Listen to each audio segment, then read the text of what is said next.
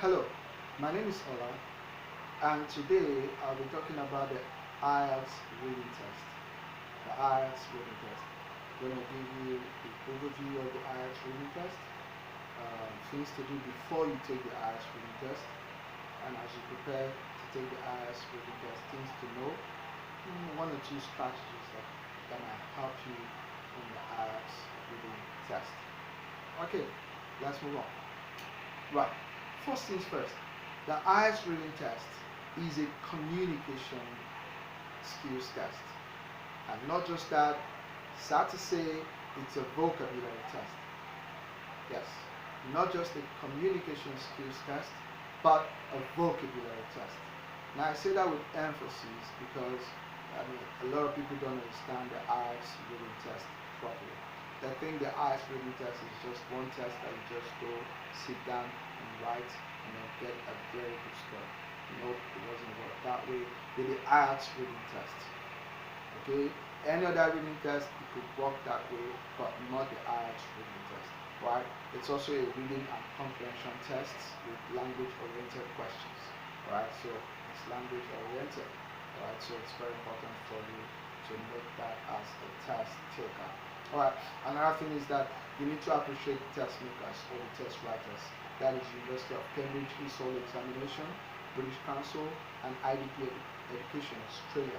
You gotta appreciate these guys. These guys are doing a wonderful job. They are making sure that the questions from the IELTS questions in general, or IELTS reading test questions, they are standardized. They are keeping in touch with the standard that is needed in the world today. And remember, the IELTS stands for International English Language Testing System, right? International English Language Testing System. It's very important for you to note that as a test taker. All right, you're preparing for the IELTS reading test. There is one or two things that you could do, okay, for yourself to make sure you are in check. You should have a checklist. Try to have a checklist. Try to have a checklist. It's very important. Now, on your checklist, one of the things that is important for you to note is, have you done any reading test in the last 3 or 5 months? If you have not done any reading test in the last 3 or 5 months or 1 year, then it's important that you go for a class. You go for a reading comprehension class or an English language class where you tell the tutor or your tutor that you need some basic advanced reading skills, or you want to learn some basic and advanced reading skills, and of course discuss with your tutor, because that is what you need actually. You don't really need other parts of English language. Alright, so just to that. Okay, so that's number one on your checklist. Number two on your checklist should be how much of, do you understand words in context or vocabulary? What's the level of your vocabulary band? Is it on the same level with a university student? At least a second or third year university student. At least a second or third year university student. Is it on the same level? Or you don't know much about vocabulary. So that means you need to build your vocabulary, you need to grow your vocabulary, alright, and understand how words are used in context. Another thing that would want to be on your checklist would be the timing, how you read, the pace at which you read, the natural rate at which you also talk. How is it? How is it like? What level? On a scale of 1 to 10, is it up to 5? Is it up to 6? Can you read very fast? If you pick up a newspaper or a magazine or article, how fast can you read? How much can you take in at once to understand that? So these are the things that are very important. So your checklist is very important before you go write an IELTS test. It's very important to do this. Alright, let's look at the overview of the academic reading and general reading training reading. Right, so if you don't know already, the IELTS reading test is, of course, there are two parts for the IELTS test in general, which is the academic module and the general module. Okay, so the reading test also separates or keeps that difference.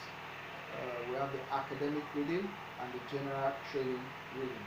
Alright, so let's look at the overview of the two. Now for the reading passage, the academic has about 3 passages. Alright, 3 passages. The academic reading has about 3 passages where you have journals, magazines, newspapers, alright, academic contents, alright, very important for you, academic content, passages that are focused on academic issues, alright, so that's important. Then the difficulty level is comparatively difficult, okay, comparatively difficult, right, and the time allowed is 60 minutes, which is 1 hour, 60 minutes, 1 hour. Then sections, of course, as I said that already, there are 3 passages, so 3 sections. And the number of questions are 40. There are 40 questions. The number of questions are 40. Alright, now let's move on to the, unlike the general reading passage, where training reading, the general training reading, where the reading passages, of course, 3 passages from notices, advertisements, okay, from notices, advert placements or advertisements, short advert placements, company policies or guidelines from a company, or something that tells about what people do, or guideline to a university or a college center or something. So it could be something in that line of reasoning or line of thought. Now the difficulty level is comparatively difficult or moderate. It's comparatively difficult or moderate, so it depends. Time allowed is 60 minutes, 1 hour. Number of questions, 40 questions. Alright, so same as the academic reading. Alright, so I think we are done with that. Let's move on to the question types. Alright, whether for the academic reading or the general training reading, the question types are the same. Question types are the same. So let's start with the identification question types, matching question types, and lastly completion question types. Right, so I'll state that one after the other. For the identification question type, we have the identification questions, which asks whether true, false, or not given. Then we have the identifying writer's views / claims argument. Okay, which asks whether it is yes, no, or not given. And lastly, we have the multiple choice questions. In the multiple choice questions, multiple choice A to D, or multiple choice 2 answers from 4 or 5 options, or 3 answers from 5 or 6 options. Alright, for multiple choice questions. Alright, we have matching questions. Matching questions, we have matching information questions, we have matching heading questions, we have matching features questions, and we have lastly matching sentence endings. Alright, so these are the matching questions. Then lastly, we have completion questions. Completion, we have summary completion, sentence completion, table completion, and short answer questions. Right, these fall in the category of completion questions. Okay, so let's move on. Let's move on to the order of questions. In the order of questions, some questions are usually in order and sometimes rarely in order, while others are, some questions are usually in order and others are rarely in order. Whether they are rarely in order or usually in order, what matters is you understanding the question type. When you understand the question type, then that will help you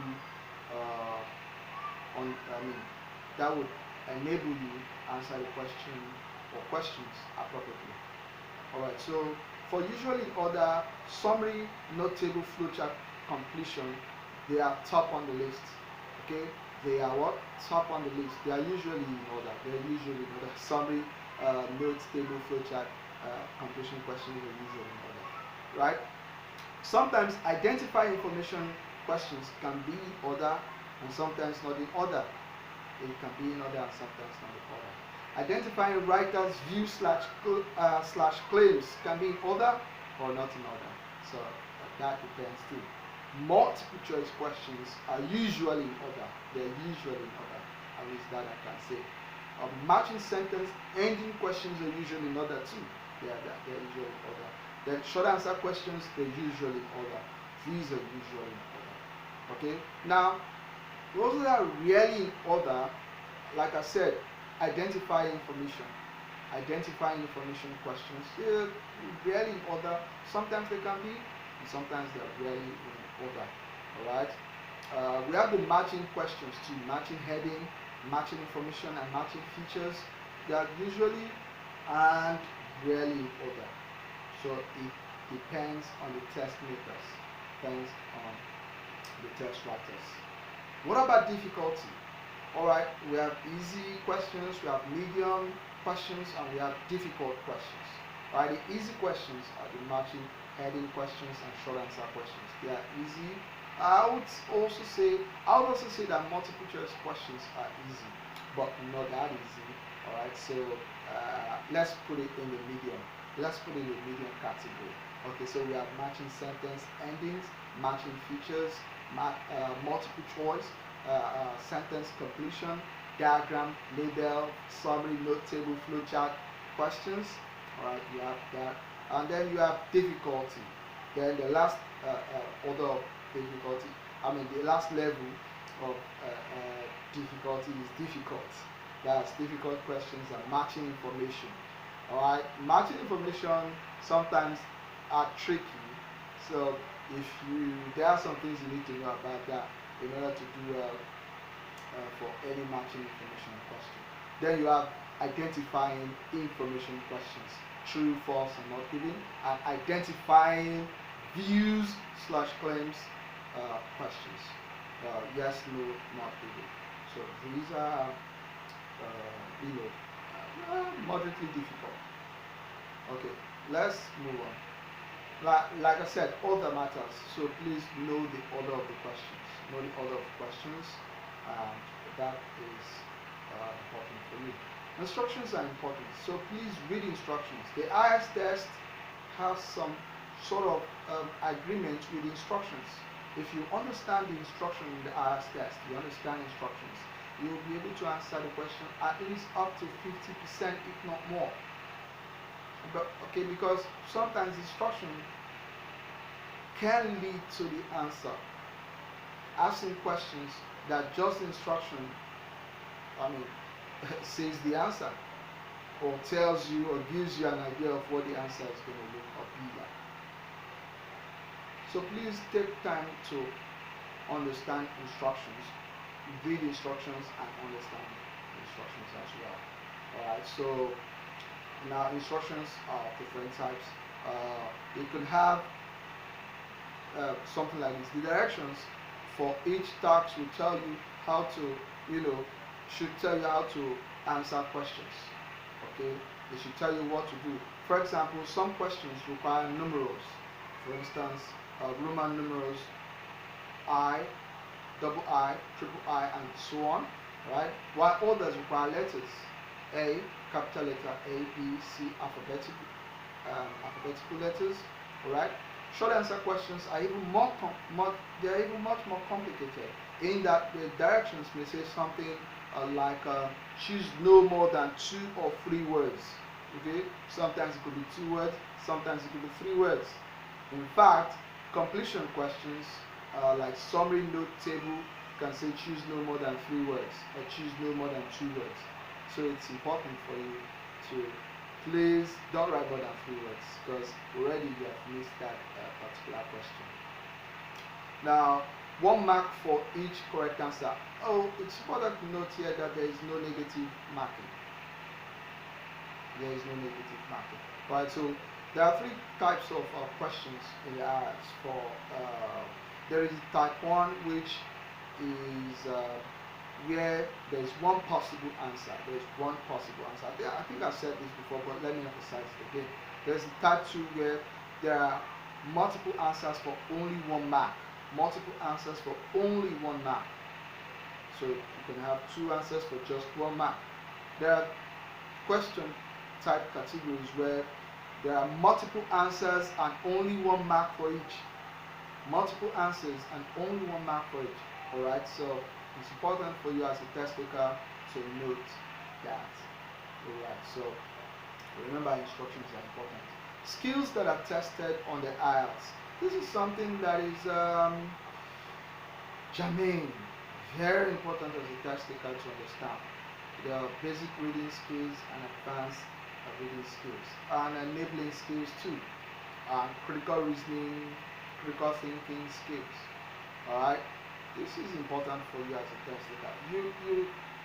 You may want to pause a little bit and think back that I'm going to write a test. Do I even know about the test? Do I know the test parts? Do I know the skills I need to have honed or sharpened before going to write the test? Do I? There are things that, like I said, I've talked about checklists before. So put these on your checklist. Put it on your checklist. That what are the skills?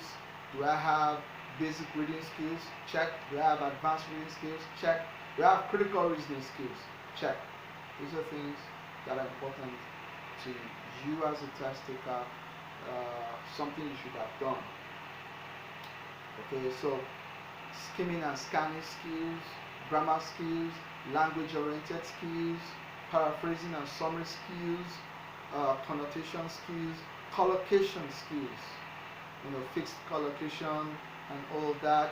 We have transition skills, vocabulary skills, we have synonym skills, inference skills, we have lessons and structure skills. You need to understand these skills. You have argument skills. You need to understand an argument. The structure of a passage is very important for you to understand as a test taker. Listen, if you don't know what it entails to be able to destroy a passage, when I say destroy a passage, I mean to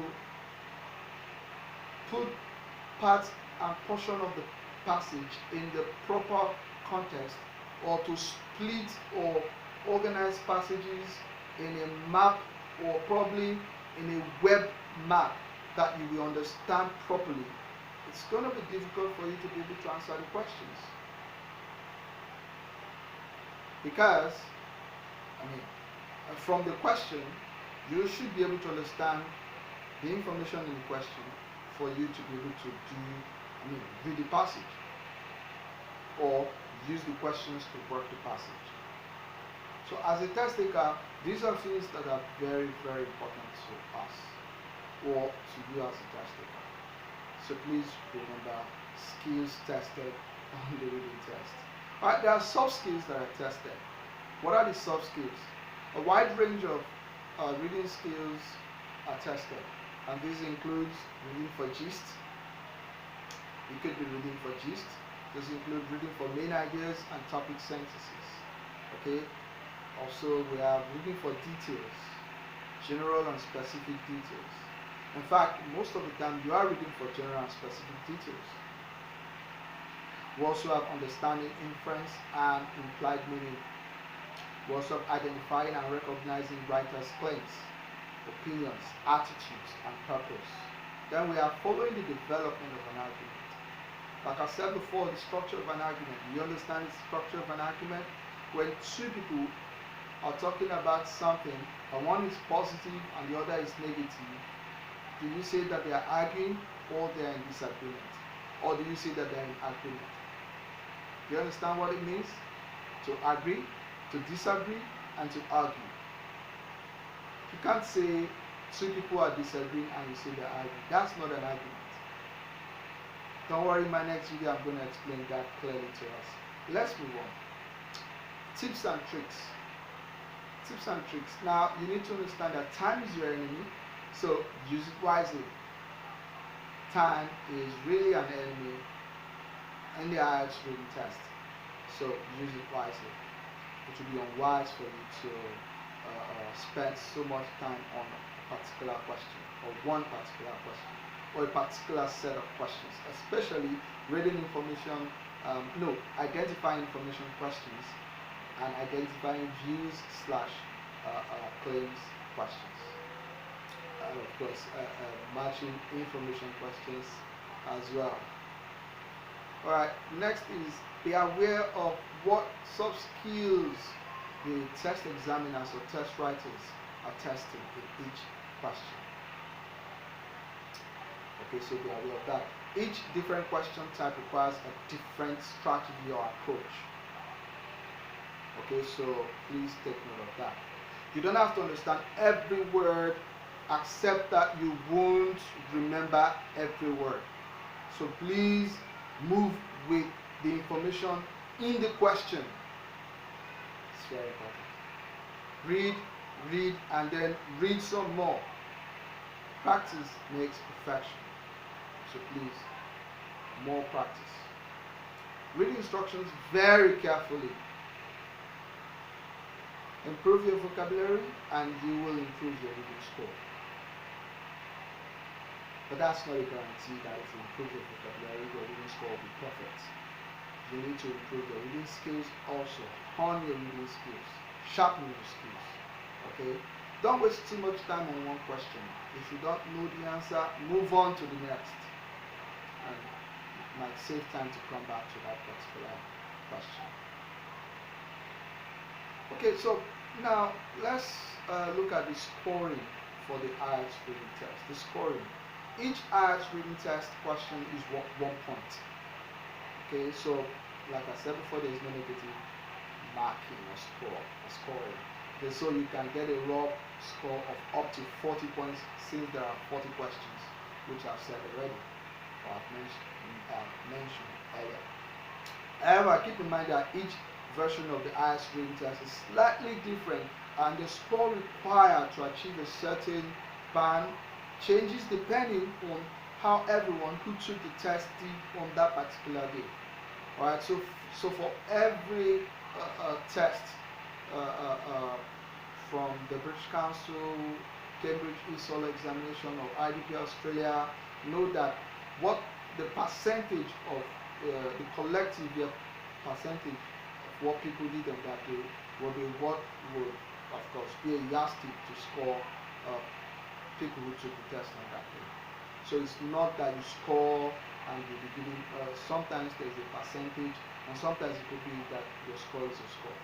Right? Another thing that is important is that the hardest questions and the easiest questions count equally. They count equally. Okay, so don't say you do the hardest and skip the easiest, or do the easiest, it's the same point. Alright? So make sure you're not losing out on easier points by getting stuck on harder questions.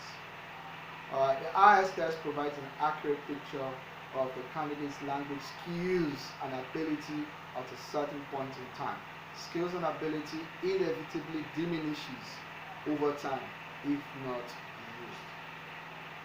At a certain point in time, the IELTS test shows that you have understood English language. Okay, so of course the IELTS is the score you have on the IELTS. You can only keep it for about 2 years. Okay, after 2 years it expires. It's only good to use for about 2 years. The score, that is, if you achieve the correct band score that you want or desire to achieve, it's only for about 2 years, and after 2 years it expires. Alright, let's move on. Now we have the expert score. Okay, the band score is from 0 to 9. 0 points to 9 points. Okay, of course, 0 meaning you did not attend the exam or you did not attend the test. Then 1, 2, 3, 4, 5, 6, 7, 8, 9. 6 meaning you're a competent user. Okay, an average user, competent one. Competent. Then 7 means that you're a good user. You're a good user. 8 means you're a very good user. And 9 means you're an expert user. Okay, an expert user. 9 also tells that you have operational command of the language. a full operational command of English language, appropriate, accurate, and fluent with complete understanding. Okay, so that's what 9 means. Okay, alright, so you gotta understand the scoring pattern. Interpreting an overall band score. Interpreting an overall band score. Sometimes um, IELTS test makers or examiners, they interpret band scores in different ways. But I'll just take one or two ways in which they interpret band scores. Alright, so overall band scores are reported to the nearest whole or half band. The following rounding convention applies. If the average across 4 skills ends in 0.25 or not 25, 0.25 or not 25, it is rounded up to the next half band. And if it ends in not 0.75 or 0.75, it is rounded up to a whole band. What's that mean? That means 0.25 is rounded up to the next half band, which is 5, and 0.75 is rounded up to the whole band, which is 1. I hope we're listening. Thus, a test taker achieving 6.5 for listening, 6.5 for reading, 5.0 for writing, and 7.0 for speaking will be awarded an overall band score of 6.5, which is to say 25 divided by 4 equals to 6.25. So 6 not 25 or 6.25. 0.25 into a half band score will be 0.5, which is 6.5. Alright, I believe you understand that. Now, on the other hand, a test taker achieving 6.5 for listening, 6.5 for reading, 5.5 for writing, and 6.0 for speaking will be awarded a band score of 6. Why is this? 24.5. If you calculate this across board, which is the average, you have 24.5 divided by 4, which gives you 6.125. And 6.125 is as well as saying that that person scored 6. Okay, this is important for us to remember. Now, strategies. Let's move on to strategies. Now, there is no one strategy. That's something you should remember as a test taker. There is no one strategy that you should stick to or stand by or be devoted to or be righteous about. No, that's not done. Now, you need to find a strategy that works best for you. The strategy that works best for you is what you should follow or what you should devote your energy to. Are you following? So determine that, and then I believe that you're going to do well when you know it and harness on that skill or strategy the more. You can decide to study the questions. Now, there are different types of strategies. One strategy is that you can decide to study the questions, noting keywords, and can read the text strategically for the appropriate answers. Okay, study the questions, note keywords, can read the text for appropriate answers. That means to say that you have to have a valid understanding of the information in the questions before going on to the passage to look for that information in the question from the passage. Furthermore, it's your choice if you want to skim read the passage for 5 to 10 minutes, say 5 to 10 minutes, and then study the questions later on using the questions to work the passage. Is your choice. Now, what works best for you is what you should stand by, because that is where you will get your confidence and energy from, not one strategy you saw on YouTube or you saw from the internet or a friend of yours used. Whether you study the questions or skim read the passage, you should underline words in the text and break down the wording in the question. Alright? Whether or not whatever strategy you use, make sure you underline, circle out, study, break down, and try to retain information too. Then you could write short notes in the margin of the passage or in the margin of the paper. So that's important for you.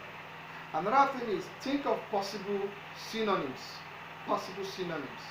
Alright? Possible synonyms for keywords.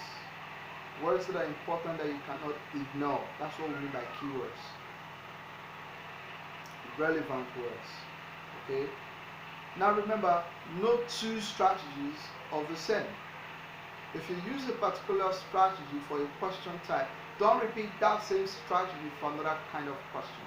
For instance, for true or for identification information questions, where you say true, false, or not given, you can't use the same set of skills that you use there for summary note completion questions.